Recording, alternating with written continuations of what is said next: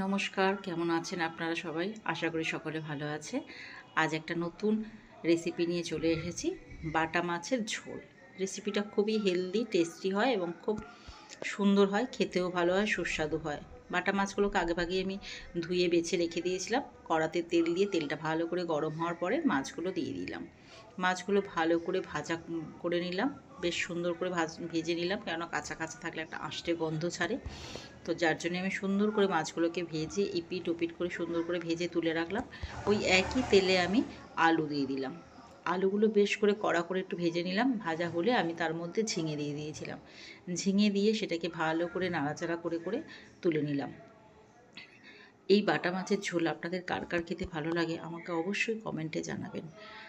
রান্নাটা কিন্তু খুব ইজি এবং খুব হেলদি। কারো যদি পেটের প্রবলেম হয় তো সেক্ষেত্রে এই ঝোলটা খেলে পেটের প্রবলেমের জন্য উপকার এবং হেলদিও। রুগী মানুষ যারা আছেন তারাও এরম ধরনের ঝোল খেতে পারেন, তবে তেলটা আর একটু কম দেবেন। আমি কিন্তু তেলটা একটু বেশিই দিয়েছি।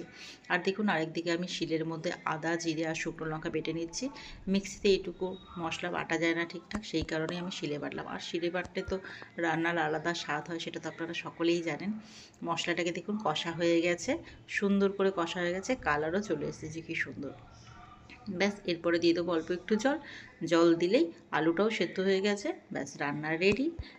এইবার শুধু গরম গরম ভাতের সাথে খাওয়ার অপেক্ষা। আপনাদের এই ধরনের পাতলা হালকা রান্না কার কার পছন্দ হয়, আর কি কি রান্না আপনারা দেখে পছন্দ করেন সেটা আমাকে অবশ্যই জানাবেন। সকলে ভালো থাকবেন, সুস্থ থাকবেন, সাবধানে থাকবেন, আর অবশ্যই পজিটিভ থাকবেন। দেখুন, মাছগুলো আমি দিয়ে দিলাম। মাছগুলো দিয়ে একটু ভালো করে নাড়াচাড়া করে নিলেই বাটা মাছের ঝোল রেডি। তো আজকের মতো টাটা, বাই বাই।